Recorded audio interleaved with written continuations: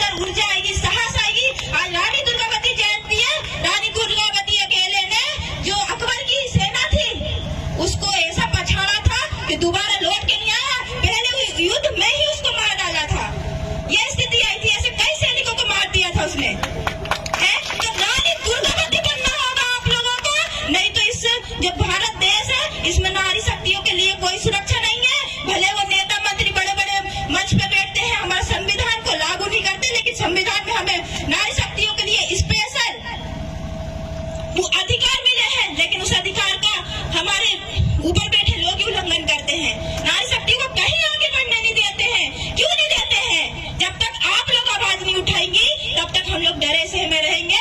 लेकिन आज से आप लोग कसम खा के जाइए कि हम भी कभी भी कोई कार्यक्रम होगा तो रानी दुर्गावती बन के बैठेंगे, काली कंकाली दाई जैसे बन के बैठेंगे, रानी दुर्गावती, कमलावती, माँ सावित्रीबाई फुले जैसे बन के बैठेंगे, जिन्होंने लड़की के लिए पहला विद्यालय खोला था। ऐसी माँ सावित्रीबाई फुले जी को भूलिए आप, जिन्होंने लड़कियों को पढ़ने का अधिकार दिया था। ऐसी माँ को भूल जा रहे हैं हम लोग। और हम किसको माँ को समझ रहे हैं? सरस पैदा करती है और ज्ञान देती है, चलना सिखाती है, हमारे कपड़े बदलती है, हमें बोलना सिखाती है। वो माँ को पूजिए, उंगली पकड़ कर चलना सिखाते हैं कि बेटा इस रास्ते पे जाना है, बेटी इस रास्ते पे जाना है। वो हमें ज्ञान देते हैं। ऐसे भगवान को पूजिए आप लोग, ना कि इस दुर्गा को, इस सरस्वती को, इसको उसको। मेरा कहने का मतलब है सबसे बड़ा भगवान इस देश में है तो वो हमारे माता पिता है और कोई नहीं है। साथियों याद रखना, अपने माता पिता को ही आप लोग पूजा करना, क्योंकि इससे बड़ा कोई भगवान इस देश में नहीं है।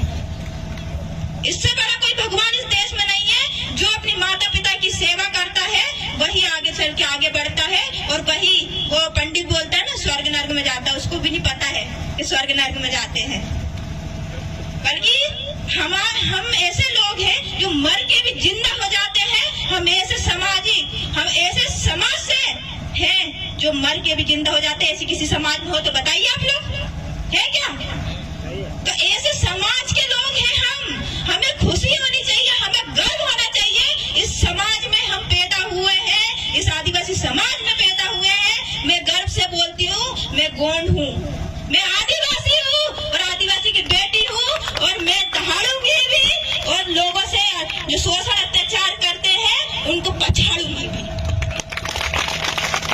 तो मैं बस माता शक्तियों से, जो सियाने लोग बैठे उनके लिए भी बोलूंगी कि आप अपनी बेटियों को, अपनी बीवियों को, जो भी है आपके घर में माता शक्तियों को लेकर आइए। ऐसे सामाजिक कार्यक्रम में जोड़िए, ऐसे संगठनों में जोड़िए, तब जाके आपकी बेटी, जैसे आज मैं बोल रही हूँ, मेरे माँ बाप ने मुझे 10-10 दिन मैं घर से बाहर भी रहती हूँ ना, तो सोचिए आप एक पिता है, जब आपकी बेटी घर से बाहर होती है तो दिल पे पत्थर रखकर भेजते हैं कि इतनी दूर जा रही है लड़की।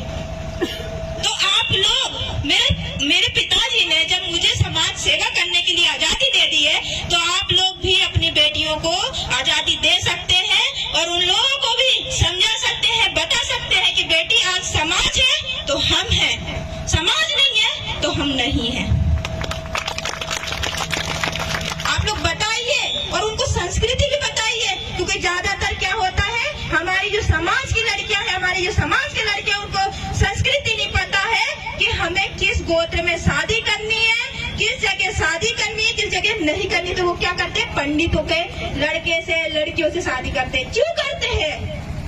ये नहीं बताने का जो अपने पूर्वज है, मैं उनकी गलती समझती हूँ, क्योंकि वो लोग अपने बच्चों को ये चीज का ज्ञान नहीं देते हैं। यदि आप ज्ञान देने लगे तो कभी पंडितों में या कहीं पे भी शादी नहीं करेंगे, वो सिर्फ अपने समाज में शादी करेंगे और इसके सिवा कहीं शादी नहीं करेंगे। लेकिन आप लोग को बताना पड़ेगा अपनी बेटियों को, क्योंकि हमारा जो व्यवस्था बनी है ना, वो इतनी खूबसूरत व्यवस्था है कि हमें पता होता है कि हमें किस लड़के से शादी करनी हो, किससे नहीं करनी, कौन हमारा भाई लग रहा है और कोई हमारा सगा लग रहा है, ये हमें पता होता है। आज मैं उइके की लड़की हूँ, मैं धुर्वे के लड़के से शादी कर सकती हूँ, मैं 6 देव वाली हूँ, मैं 7 देव वाले से शादी कर सकती हूँ। तो मुझे पता है, इसलिए मैं कभी गलती नहीं करूंगी कि मैं अदर कास्ट में जाऊँ, अदर लोगों से शादी करूँ या अदर लोगों के पास जाऊँ। मैं नहीं जाऊंगी, क्योंकि मेरी व्यवस्था इतनी सुंदर है, मेरी संस्कृति इतनी सुंदर है। मैं प्रकृति में रहने वाली लड़की हूँ, मेरा समाज प्रगतिवादी है, समाज प्रगति को पूजने वाला है, किसी पाखंडवाद को बढ़ावा नहीं देता मेरा समाज। लेकिन मेरे समाज को वही जानकारी नहीं होता, तो हम जैसे युवा लोगों को दुख होता है, बहुत ज्यादा दुख होता है कि हमारा समाज आज पाखंडवाद में उलझा पड़ा है, इसके सिवा उसको कुछ नहीं पता। लोग इसी का फायदा उठा रहे हैं और आज वो सत्ता पे बैठे हैं और सत्ता को आज चला रहे हैं और हम गुलाम की जिंदगी जी रहे हैं। क्या आप लोग ऐसे चाहते हैं कि गुलाम की जिंदगी जीना आप लोगों को नहीं चाहते ना? तो क्यों आप लोग अपने वोट को सिर्फ चंद पैसों में बेच देते हैं? एक वोटर आती इतनी बड़ी उसमें बेच देते हो, एक मुर्गा में बेच देते हो। आप अपने वोट को इतने हल्के में लेते हो। अरे आपके बीच में अपने समाज का हो चाहे कोई हो, लेकिन अपने बीच में आके वो बैठ रहा है, खाना खा रहा है अपने समाज की या इस देश में कहीं की भी यदि वो समस्याओं के ऊपर आवाज उठा रहा है तो हमें ऐसे लोगों को वोट देना चाहिए। नहीं तो एरे गेरे नत्थु गेरे तो बहुत आते हैं, ऐसे लोगों को वोट देना चाहिए। हमारा वोट बहुत कीमती है क्योंकि हम पूरा 5 साल इनको दे देते हैं और एक रुपए दो कई बोतल मिलती है, तो नाम भी नहीं आता उसका ना, उसमें बिक जाते हैं हम लोग। क्यों बिक रहे हो आप लोग? क्या आप लोग सिर्फ इतनी कीमत है आप लोगों की कि आप लोग कुछ एक बोतल में बिक जा रहे हो? यही कीमत है आप लोगों की? ये कीमत है? मुझे शर्म आती है कभी कभी तो कि हमारी वोट की कीमत ये नहीं डाल रहे, क्योंकि सबसे बड़ी ताकत हमारी वोट की ताकत है। हम चाहेंगे तो राजा बना सकते हैं और हम चाहेंगे तो उसको मिट्टी में मिला सकते हैं। साथियों, मिट्टी में मिला सकते हैं, ये हमारी ताकत है। तो आप लोग सोच समझ के ऐसा नेता चुनिए।